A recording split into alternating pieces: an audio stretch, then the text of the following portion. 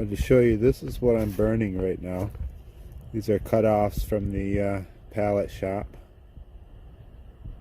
They were on about, well, this whole pile here was $75, plus I paid $25 for delivery. So it's a good bit of wood. It'll last me maybe 2 months. It don't get terrible cold. It's mostly hardwood, but there's some softwood mixed in there, which actually makes it a bit easier to get it burning, because otherwise some of these blocks are a little hard to get burning. I wouldn't say they're green, but they're not completely dry. You know, some hardwood takes a little longer to dry. It's probably been sitting for a year, but some of it's still a little hard to get going unless you got a good bit of coals on it.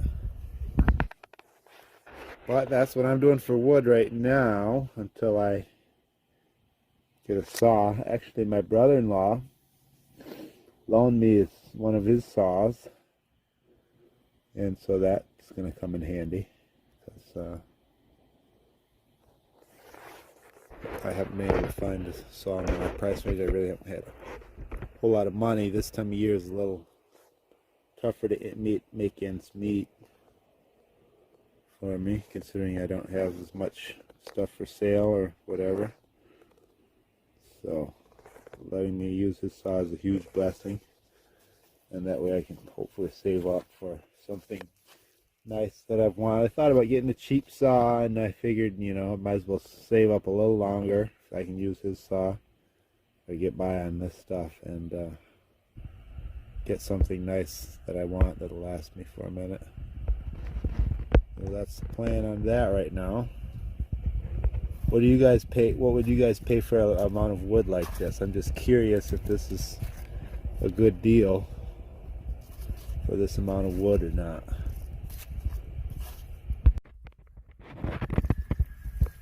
So we're preparing for a winter storm. The house is pretty much just about out of water. The only water we have is our drinking water, and so we have water we use for the shower, and for this kitchen sink it's empty, that tank. So I thought it would be best to try and run water before the storm hits. I heard that it's supposed to get down to like 8 degrees this weekend at night anyways. I'm not sure what the day is supposed to get a few kinks out. But as you can see right now, it's not that cold really, and the snow has just created a muddy mess. A lot of water, and it's real muddy underneath. So anyways, let me hook this up and run the water, and I'll get back with it. I'm headed over here to shut the generator off. We got all our water run. The house is full, the horses got water, the boats got water. But I just wanted to say to people just getting started, living off the grid, don't give up. This always reminds me of when we first started living here, the issues that we had with water in the wintertime. Hold on, let me shut this off.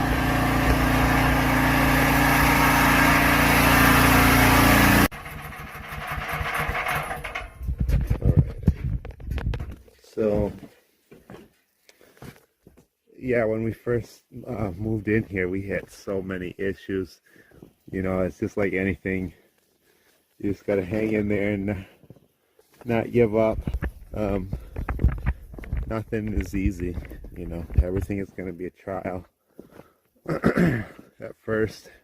And you just got to work through it. If you decide that's what you want to do, this is for you. There's definitely going to be times when you don't want to throw in the towel, but I remember one winter the hydrant was slightly inside the horse pen because actually I didn't have quite enough water line. I should have had like maybe another 10 feet, but I didn't realize it when I bought the line. And so we just left it right inside the horse pen, and they were like rubbing on it and they snapped it off. So we had no water. And it's like the middle of January, 25 degrees during the day, you know, minus 10 at night sometimes. And so we ended up hauling water because it was just too cold. I didn't feel like digging it up and everything.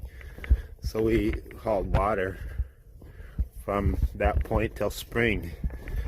And we hauled, I think we would use a team in a trailer, and we'd put like maybe 30 or 40 pails with lids on them. A lot of them were 7-gallon pails. And we would haul them all the way from my mom's house to here, and we'd have to do this maybe every 3 days. And it was just a sloppy mess. I mean, I'd have the horses walk the whole way, and still you'd lose, even with the lids on, the pails would be, you know, you lose about this much in each pail, which isn't too bad for the 7-gallon pail. But then we'd have to haul the water upstairs into the house and give the animals water. It was just a pain. It made you want to give up. But now we have a great system worked out, and I'm really glad we made it through that time.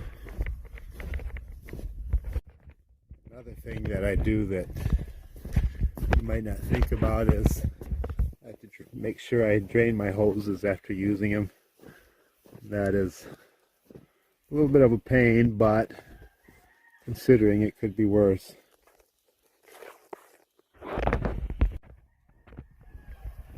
And the mindset I look at it is, you know, actually having gone through that situation in the winter where we didn't have any water, this isn't really that much of a deal. You have to do this once every 2 weeks. I mean, it takes probably half an hour tops, and we got water. Compared to having to haul pails of water, and your gloves are soaking wet, and fingers get cold before you even make it back home. And this isn't that bad of a deal.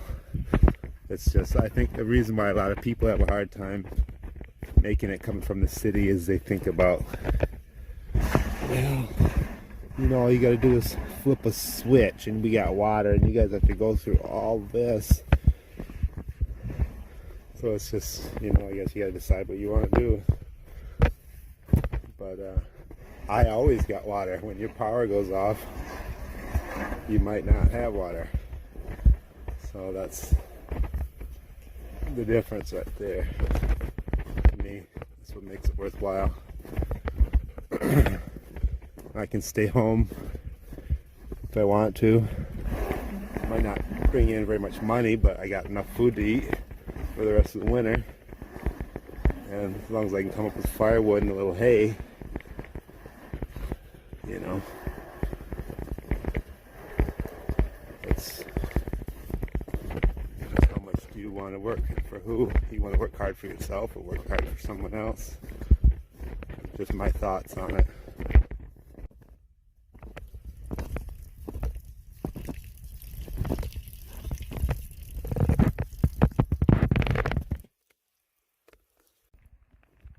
In regards to wood, I got all that wood stacked inside. This is what it amounted to. It's kind of hard to stack, but basically I kind of built a wall right here, kind of like a brick wall, you know. Start about so high, and then kind of like building a brick wall, just kind of lock them in together so they don't move. Then I just throw everything inside there and pile it in. Then come back here, start my next row, build a wall, fill it in. But that's what that first load got me in here. So I got that all inside for the storm, so it'll be dry, not covered in snow. Got a bunch of kindling right here.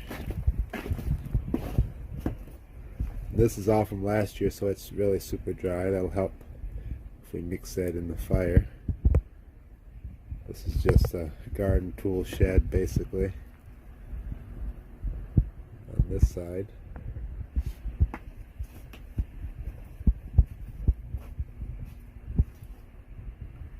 And then firewood on that side.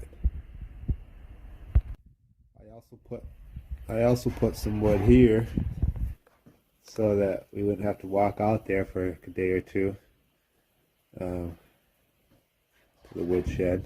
We can just carry it upstairs, and we got a little bit of wood here plus the rest of the wood in the shed. And I've been working on cleaning out these stalls for the horses, because I might keep them in the barn tonight. I don't know. Depends on how lazy I feel. I'm sure they would appreciate being inside. They could probably go back out in the woods too. But each one of these horses that stays in here overnight, it's probably a wheelbarrow load of manure they leave every day. That's got to be shoveled. So it is quite a bit of work. Not really all that fun. But I hate to, it makes it easier to do chores when everybody's inside and close together and you don't have to walk so far. So that's always a plus too.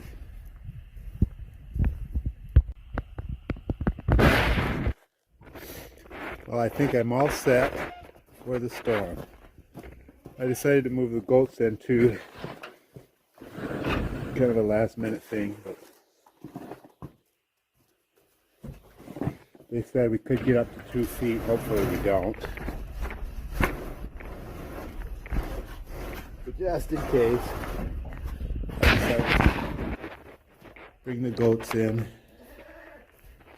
So goats are in. My wood up. I think everything's ready for the storm.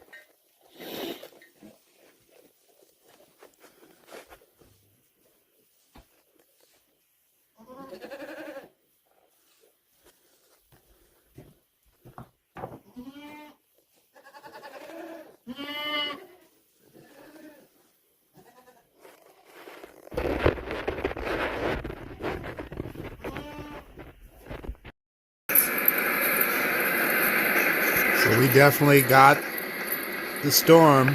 It wasn't quite 2 feet of snow, but it was pretty close. I would say probably 18 inches.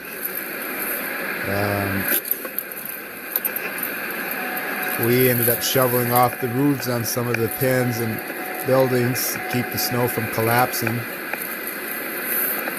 Over to Mom's, her pump house, the roof collapsed on that from the weight of the snow.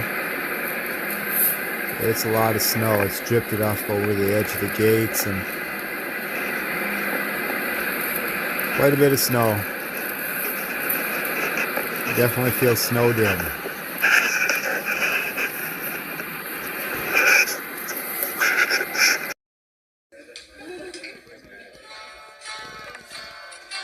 So last time we talked about the article regarding conservative parents raising more mentally sound teens, and we discussed that some of the evidence showed that the teens are more happier raised in a environment where their boundaries have been defined for them. And somebody was asking me if I would share some of my personal experiences growing up with more conservative parents and such boundaries and guidelines. How did they affect me, and how did I feel about growing up in that type of an environment? And so I just thought, I'm not really sure exactly what to say on that, but I guess I'll do my best. One of the things was our parents definitely had a very defined every day was kind of laid out for us, what we did. A typical weekday, we would get up, of course, being Muslim, the first thing we do is begin our day with prayer. And then we would do chores before school, and then come in after chores and have breakfast. And after breakfast, our parents would give us a, kind of like a little devotion where they would give us a kind of a religious talk, and encourage us to behave at school, be mindful of the teachers, and so on and so forth. And they would always make us feel like they were depending on us to behave, and that we would really let them down if we did not behave. And we would go to school, come back from school. After school, sometimes we would have a snack after school, and then we would change clothes right away and get busy with chores. They had a list for us, and we each had something that we had to do upon coming home from school. And we had certain chores that they might want the grass cut. You might have to clean out the chicken coop, and then you would do your homework. Maybe in the evening time, you would have to carry in firewood. Basically, just the necessities of life. And actually, playing was more of a privilege. Like we couldn't just play whenever we wanted to. Basically, we were allowed to play once the chores were done. But even if and to buy the bread, this is how it's made. We did not, playing was sort of like a privilege. We were taught from a young age that there's more to life than just playing. Playing is something you do when you don't have anything else to do. But normally there's things that need to be done, and if we did our work and chores well, then we would be allowed to have some playtime before bed. So I think this also helped us to appreciate being able to play and to appreciate hard work, because we understood that hard work was not, or that playing was not free. It's not something that you can just ignore everything that's got to be doing play all the time. You have to make sure that everything is done first before you play. So it's very structured. And the more responsible that we became, they also increased, our responsibilities, but it also increased our freedoms at some point. I can't really explain what it does to you to be, an 8-year-old boy or a 10-year-old boy, and you're trusted to go out in the field and, mow the hay, or you're trusted to go, run errands down the road or something, take the team of horses and go out and, load up a load of firewood and bring it back to the farmstead. These type of things, I think, build confidence and character in us, and we made us more responsible. I think most of the youth today, they in this modern society, they make children kind of dumb. Like they don't give them much responsibility, and they're always pushing them off to go play because you're in the way. And instead of doing that to us, they always had something to do. And what the work that we did was supporting the family, was putting bread and butter on our table, and it made us feel like we were helping, we were doing something to support the family, and it gave us a sense of belonging, that we were needed and we belonged. We had something we needed to do, and our thing that we did, no matter how small or big it seemed, we were contributing to the family. And they definitely used, physical discipline as well. I know in today's society, a lot of people are against that. They think that's wrong or whatever. But, and I think it can be used in a wrong way. You can definitely, virtually you can use, I heard one of our imams or preachers say that you can use anything to oppress someone. So anything done incorrectly could be used as a means of oppression. So it has to be done correctly and with love. But what it taught us was that there are consequences, and that we have to think before we make decisions. As a child or a teen, you have a very short attention span, and you do a lot of things without thinking. And I think the physical discipline taught us that you better think twice before you're doing, because there can be consequences. And on the flip side, when you become an adult, in society, it's the same way. This lesson carries on to society. That, you can't treat people however you want. You can't just walk over people and do whatever you want. There's a system a way of doing things, and there's consequences, and you have to pay attention to what you're doing to make sure that you're on the wrong side of those or the right side of those consequences, actually. And I think it just having structure like that, was very important into how we were raised. I'm sure there was times where I felt like my dad was mean or too strict, or my parents, they wouldn't let us do certain things. But as we became adults, I grew to appreciate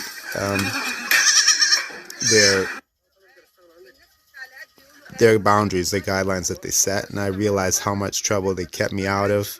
And it gets you into the habit of being good, doing responsible, versus people pushing it off, say, oh, they're kids, wait till they grow up. And then they grow up and time's already passed them by, and they're still a little spoiled brat, and they're 30 years old and they're acting like they're 10, versus somebody who was made to be responsible at 10. And children are underestimated. Teens are underestimated for what they can do. And to me, it's disappointing to see how many young men that don't even know how to hammer a nail. They've never held a hammer in their hand. They're 14 years old. At 14, they should be able to build a shed by themselves, and they don't even know how to pound a nail in.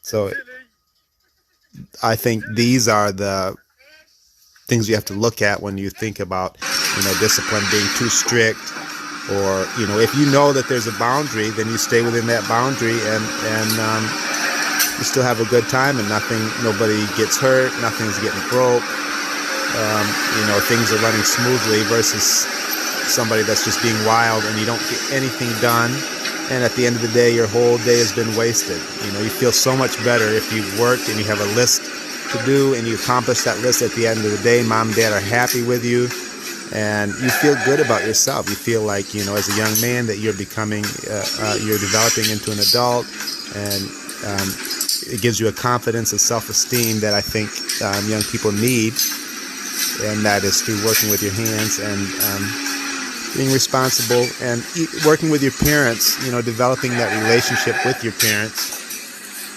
I think is, really was important for us, to give us confidence and respect, and just so many things.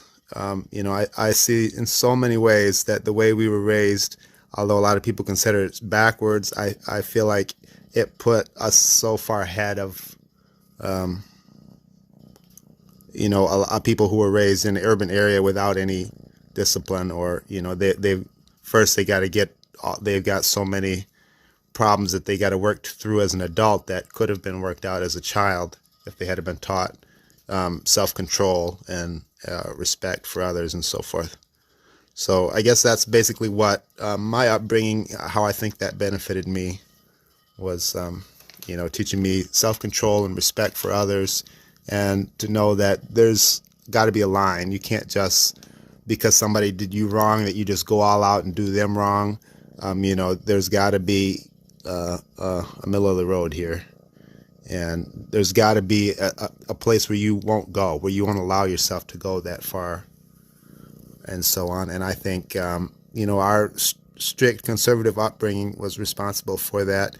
As a teen, I was happy. The only time that I felt unhappy as a teen is when I was around peers my age who did not have a strict upbringing, that I felt, well, maybe I'm missing out because they get to do this and that. But if they had never come along, I would have been happy and content to work for my father and my parents, and live the life that they laid out for me. And then once I became an adult, I was able to switch over and do something. You have to learn some kind of trade. If you just wander around and you don't know what you want to do, and your parents say, you'll figure it out. Meanwhile, you need to be doing something until you figure it out. What I never thought I would want to be a farmer or doing this kind of thing. But as I became an adult, I realized this was the thing that made me more happy. And if my parents hadn't forced me to do it as a teenager, I wouldn't know how to do it, and I wouldn't know how to persevere and make it through. So I think you have to realize as a parent, you're not supposed to be your kid's friend. You're supposed to be raising them and teaching them the right way. You can't be their friend and their parent, their guardian. So, you have to be the parent first, and eventually they will love you. And once they become an adult, if you've raised them right, they will love you and they will become friends.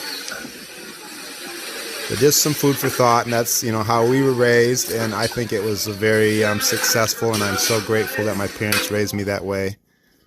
I thank God for the parents that He gave me, and I think it all begins with righteous parents. If you don't have righteous parents, you really are going to have a tough road to hoe in trying to figure out life and what's right and what's wrong and how to be a good person and all that.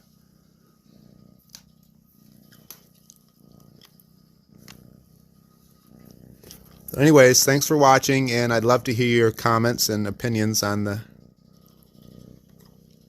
subject.